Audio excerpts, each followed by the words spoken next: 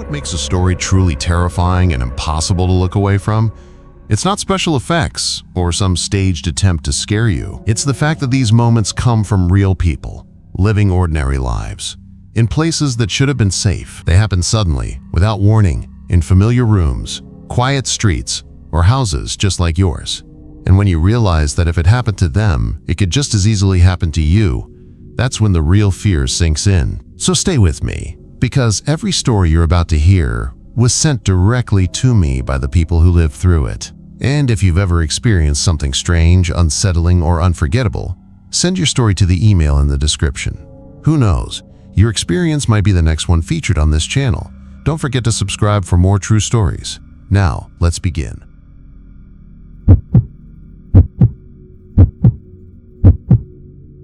The moment that still unsettles me from last Christmas is the sight of a stranger sitting calmly in my living room chair while I stood frozen in the doorway with dish soap still on my hands.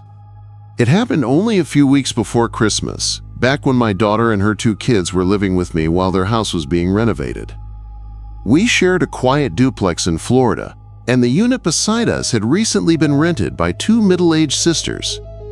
They moved in quietly, always hurrying from the car to their door, so I never had a chance to greet them until the 3rd afternoon when I stepped outside and found one of them struggling with a heavy box. I introduced myself. She told me her name was Laura, and though she smiled politely, her eyes carried the look of someone overwhelmed. I didn't push conversation further. The next evening was Christmas Eve, and my daughter's extended family was coming over. The house was warm with noise, children running around, casseroles in the oven, and holiday music filling every corner. Everything felt as peaceful as a Christmas movie until we heard the unmistakable sound of someone pressing hard against the front door, as if trying to push it open. Every voice in the room went silent. I stepped forward, opened the door, and found only an empty porch. A woman was walking down the sidewalk, but something told me not to call out to her.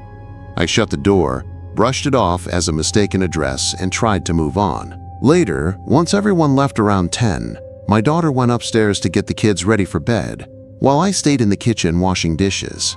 That was when I heard the front door open again, followed by a sudden slam that made me jump. I called out to my daughter, but she answered from upstairs. A cold heaviness spread across my chest as I walked toward the living room. There, sitting in my favorite recliner with her back angled toward the wall, was a woman quietly whispering to herself. It took me a moment to realize she was one of the sisters from next door. My daughter came downstairs and gasped when she saw her. I spoke gently, telling the woman she was in the wrong home, but she didn't seem to understand. Her eyes drifted in an unfocused way that made the hairs on my arms rise. I told my daughter to get Laura. She ran next door and returned seconds later with her. Laura's face shifted from alarm to relief when she saw her sister. She apologized again and again, while guiding her gently out of the chair and back toward their unit.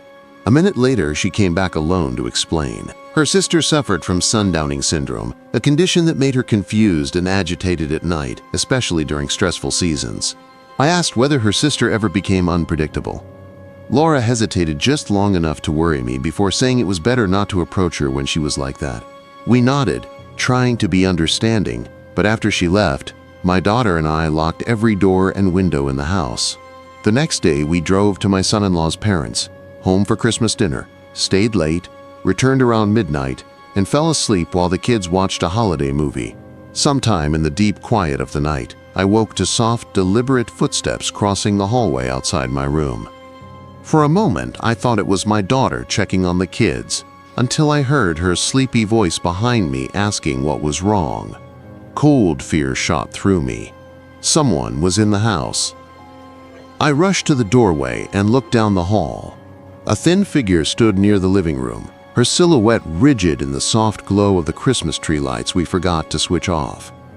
When she turned her head, I recognized Laura's sister instantly.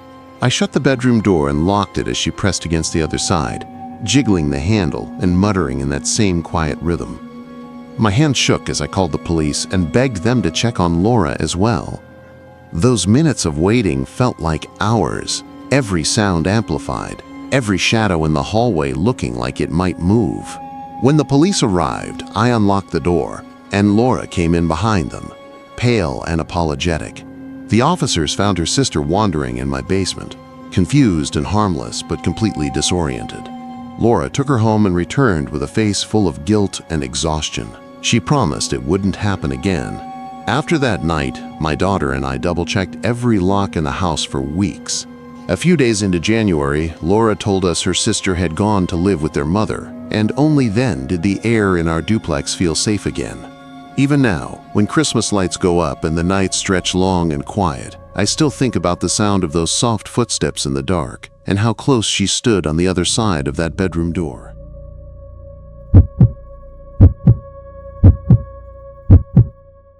The first moment that shook me that Christmas came when I realized someone had been standing outside our house long after the lights went out, and that cold flash of fear still lives in me whenever the holidays come around. My dad loved Christmas lights more than anyone I have ever known, and in 2015 he went bigger than ever. Our house was covered from roof to lawn in bright colors, all perfectly timed to flash along with Christmas songs, and people stopped constantly to watch from the sidewalk while taking videos and pointing. My dad lived for that attention, proud of every light he'd wired. Even though the snow was falling and the air was freezing, a few people still came to see the show. First, a woman who stayed only a few minutes, then a man who stood there smiling like the whole thing was made just for him.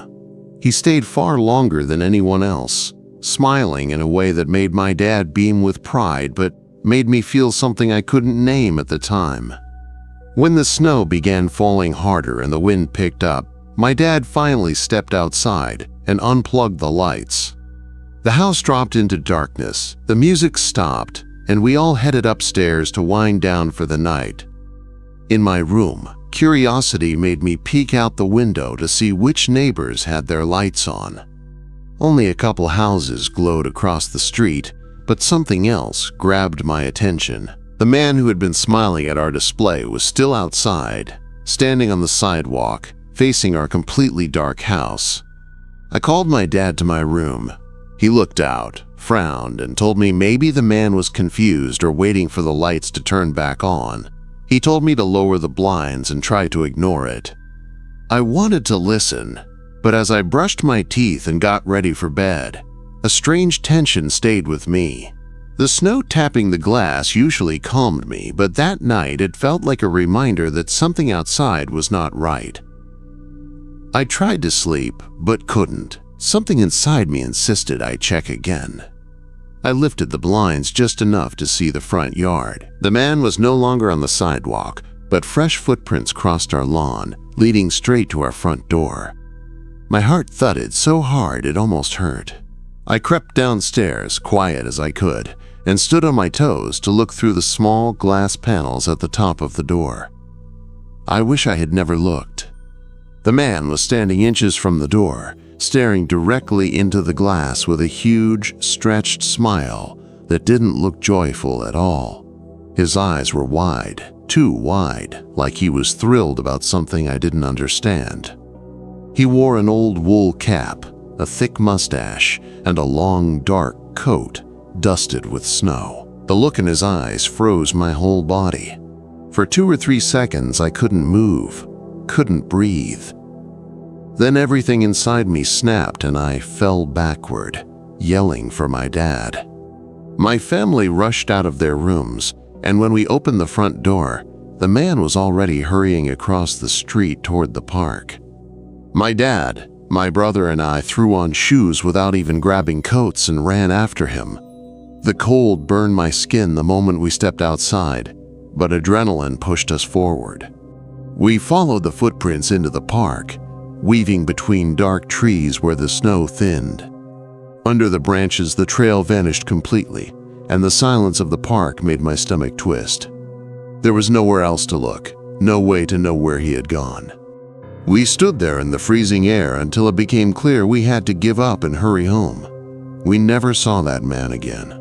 He didn't break in or say a word, didn't technically do anything illegal, but the way he stood at our door with that smile was enough to stay with us long after Christmas passed. Maybe he was confused, maybe he wasn't well, Maybe he was doing something else entirely. The part that still unsettles me is the simple truth that we will never know, and that unanswered question follows me every year when the lights go up and the snow starts to fall.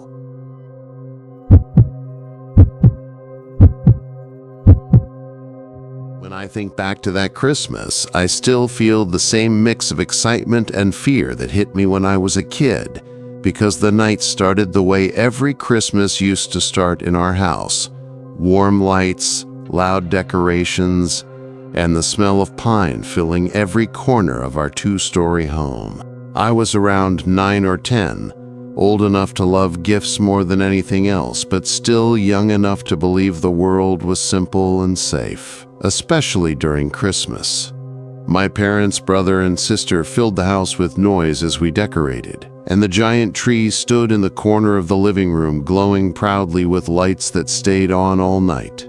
That Christmas Eve, we had gone to my grandparents', then planned to visit my uncle on Christmas Day, and by the time we got home, I was buzzing with energy. I could never sleep on Christmas Eve, my mind always racing with what might be waiting under the tree. I finally drifted off for a moment before waking up again in the middle of the night. The house quiet and heavy, the kind of silence that feels too deep. I rolled over, trying to settle back into sleep, when a faint sound reached me from downstairs. It was so soft that even from my room, which sat closest to the stairs, I almost doubted I heard anything at all.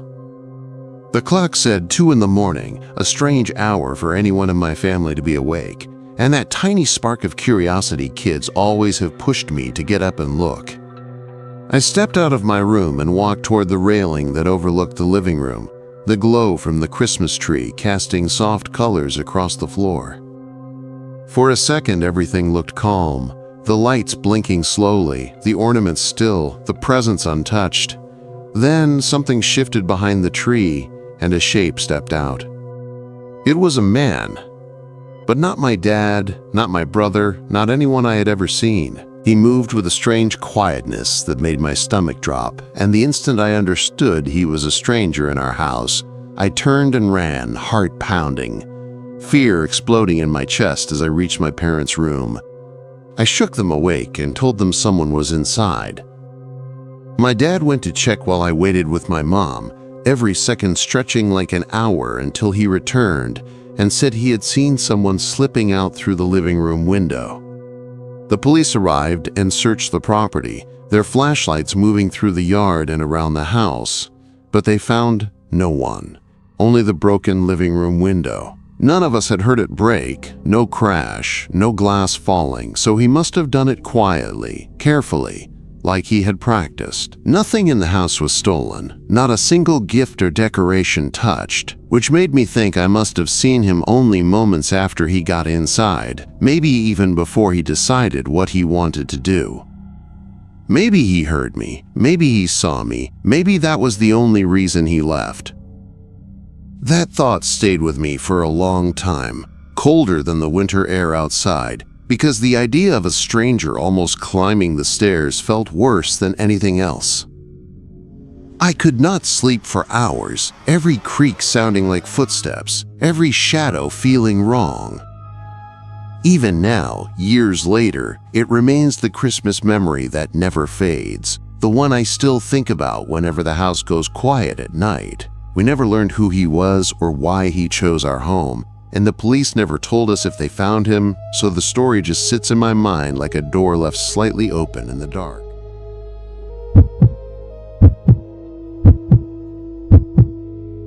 The part of that Christmas I can't shake is the moment my cousin walked in and quietly told me there was a man standing near the tree line behind our house while our whole family was arriving. 3 years ago, my wife and I hosted Christmas at our home, expecting about 15 relatives to come over. We had a large house, a wide backyard that pushed up against a stretch of woods, and everything was decorated and ready. Christmas morning started perfectly with everyone arriving around noon, the house full of voices and laughter, until something strange happened at about 12:30. One of my cousins pulled into the driveway, and as I stepped outside to greet him, he leaned closer and told me he thought he had seen someone in my backyard. At first, I thought he was joking, but the look on his face said otherwise. I asked him to explain. He said that when he parked, he noticed a man walking along the edge of the woods, moving slowly near the tree line. At first, he thought it was me, but the closer he got, the more he realized it definitely wasn't.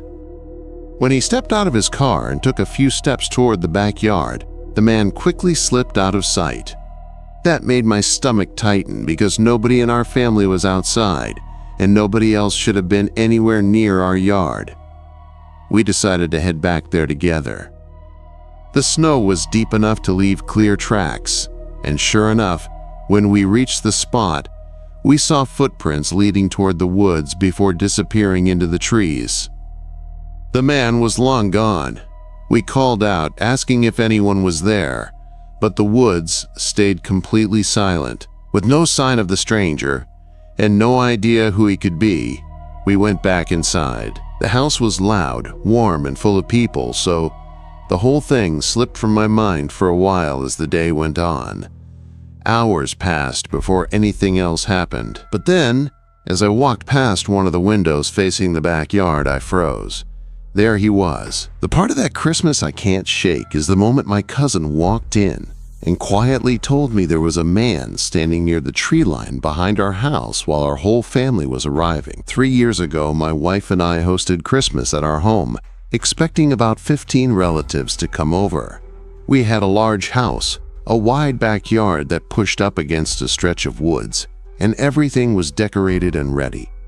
Christmas morning started perfectly with everyone arriving around noon, the house full of voices and laughter, until something strange happened at about 12:30. One of my cousins pulled into the driveway, and as I stepped outside to greet him, he leaned closer and told me he thought he had seen someone in my backyard. At first, I thought he was joking, but the look on his face said otherwise. I asked him to explain. He said that when he parked, he noticed a man walking along the edge of the woods, moving slowly near the tree line. At first, he thought it was me, but the closer he got, the more he realized it definitely wasn't. When he stepped out of his car and took a few steps toward the backyard, the man quickly slipped out of sight. That made my stomach tighten because nobody in our family was outside, and nobody else should have been anywhere near our yard. We decided to head back there together. The snow was deep enough to leave clear tracks, and sure enough, when we reached the spot, we saw footprints leading toward the woods before disappearing into the trees. The man was long gone.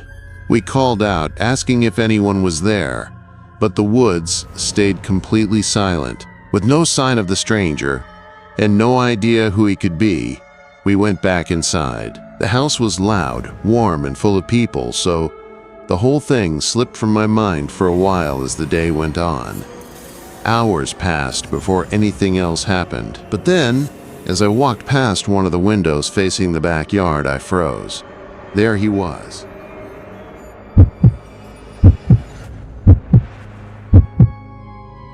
Fear hit me the moment my aunt's phone lit up on the dashboard and a voicemail played a man's voice, saying he was right behind us at that very second, a voice none of us recognized, calm but wrong, in a way that made the air in the car feel colder than the December night.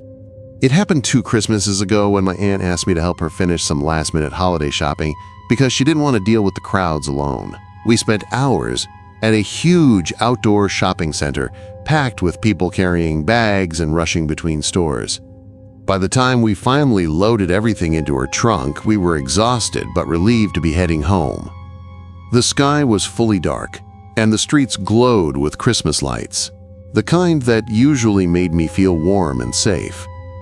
We were halfway back when her phone buzzed. The number wasn't saved, so she let it ring. A few seconds later, she frowned, tapped the screen, and put the phone on speaker. The voicemail started with a breathy pause, then a low male voice saying he was driving right behind us and that we should have answered when he called.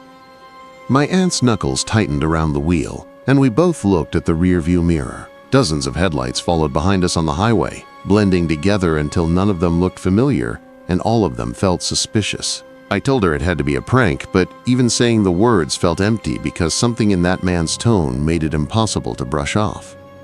When we exited the highway toward a quieter stretch of road, one car followed at the exact same distance, never changing lanes, never speeding up or falling back. My aunt tried to stay calm, but I could hear the tremor in her breathing. The road home was only about 10 minutes away, but neither of us wanted to lead a stranger to our front door.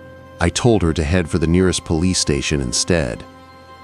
She used voice command so she wouldn't have to take her hands off the wheel, and the GPS said it was 5 minutes away. We followed the route, glancing at the mirror every few seconds, watching that same pair of headlights stay fixed behind us like they were tethered to our bumper. Then, just 2 blocks before the turn for the station, the car suddenly veered off onto a side street and vanished. We both sat there stunned, trying to convince ourselves that meant everything was okay, but our nerves were still too shaken to trust that feeling. We pulled into the police parking lot anyway and sat there for a good minute, scanning every shadow, every car, waiting to see if anything moved. Nothing did. When we finally pulled out, the drive home felt slow, the kind of slow where your mind keeps imagining things even when the road looks empty. By the time we reached her neighborhood, both of us were starting to breathe normally again, and for a moment I actually believed the night was done. But the second she pulled into her driveway, her phone rang again. Same number, same sick feeling in my stomach. She answered with her voice barely above a whisper. The man said, "You shouldn't have stopped there. You were supposed to come home. I already know where you live." Hearing that while sitting in front of the house made every hair on my arm stand up. Headlights appeared at the end of the street. A car sped toward us. My aunt dropped her bags and told me to run inside while she fumbled with her keys. We made it through the front door and locked it just as the car screeched into the driveway behind hers. Through the narrow window beside the door, we saw a tall man step out. He walked slowly toward the porch, not rushing, not hiding, just moving with this eerie confidence like he had done this before. My aunt backed into the hallway and called the police while I hid behind the wall, listening as the man knocked once, then tried the handle. He didn't bang or yell. He just stood there, breathing softly, like he was waiting to see what we would do. The phone rang again, vibrating on the table, but neither of us touched it. When the police cars finally turned onto the street, red and blue lights flashing across the windows, the man stepped back, calm as ever, and waited until officers approached him. They spoke to him for several minutes before escorting him away and giving him a citation. Even with him gone, the fear stayed with us. We kept asking each other the same questions. How did he get her number? How long was he behind us? Did he turn away near the police station just to avoid being seen? The officers told us they would make a report, but without a crime, there wasn't much more they could do. And that might be the part that still sits with me the most. The idea that someone can follow you through crowded streets, blend into traffic, track where you live, and whisper into your life without ever crossing a legal line. Even now, when Christmas comes around and the stores get busy, I can still hear that voicemail in my head the way he said he was right behind us, like he had be.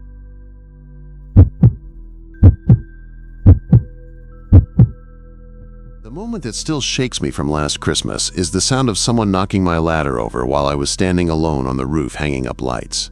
It happened just last year, only a few weeks before Christmas, on a night that was supposed to be simple and cheerful. I live in a large neighborhood with my wife and our 2 young kids, and that evening my wife had taken the children to meet her best friend and her kids. She texted me at work and asked if I could set up all the Christmas lights before they came home so the kids would get a surprise. I told her I would, and honestly I was excited to do it. A little snow had already fallen, but the temperature wasn't too cold, so it felt like the perfect night to decorate. The lawn decorations were easy, but the roof lights were the hard part, so as soon as I got home from work, I went straight to the garage for everything I needed. By then it was already dark, but I didn't mind. I set up the front yard first, then took out the ladder and climbed onto the roof to start hanging the lights along the sides of the house. Everything felt normal until I began working my way toward the back. That was when I heard something below me, a sound sharp enough to cut through the quiet night. At first I thought it might be an animal, but when I looked down, I froze. A man I had never seen before was standing in my backyard near the base of the roof. He wasn't a neighbor, and he didn't look like someone just passing through. He stood there staring up at me like he had been waiting for me to notice him. When he began walking closer, I called down, asking who he was and what he was doing there. But he didn't say a word. His silence said more than anything he could have spoken. Then, without warning, he sprinted toward my ladder. It was about 10 feet away from me, way too far for me to reach in time. Before I could even move, he grabbed it and shoved it to the ground. The crash echoed through the backyard, and suddenly I had no way of getting off the roof. Panic hit me hard, but I forced myself to stay calm. My phone was still in my pocket, thank God, so I called 911 and told them someone had knocked down my ladder and gone into my house. Because the worst part came next. After knocking the ladder over, the man walked straight to my back door, the one I had stupidly left unlocked. He opened it and went inside my house like he belonged there. I yelled down that I had called the police, hoping it would scare him off or slow him down, but I heard nothing. No movement, no footsteps, nothing at all. Those minutes waiting on the roof felt endless. I kept imagining him going through rooms, touching my things, or worse, waiting just inside the door for the police to arrive. Then, all at once, I saw him again. He burst out of the back door at full speed, sprinting across the yard without looking back. He reached the fence, jumped over it into my neighbor's yard, and kept running until he disappeared into the darkness. He didn't seem to be carrying anything, but he could have slipped something into his pocket, and I had no way of knowing what he had done inside. A few minutes later, the police arrived. They picked up my ladder and helped me down, then searched the house and yard while I told them everything. I didn't have a great description of the man, only pieces of what I saw in the dark, but I explained what I could. The strangest part came when the officers finished searching. Nothing was moved. Nothing was missing. No drawers were opened. It was like he walked inside, stayed for a few minutes, and left without touching a thing. I still don't know which part scares me more, the idea that he might have wanted to steal something but changed his mind, or that maybe he came inside for some reason I'll never know. After the police left, I went back onto the roof and finished hanging the lights, checking behind me every few seconds until my wife and kids got home. The man never came back. Nothing like that has happened since. This year I put up the decorations again, but even with the lights shining bright, a part of me keeps remembering the sound of that ladder hitting the ground and the thought of someone standing in the dark while I was alone up there.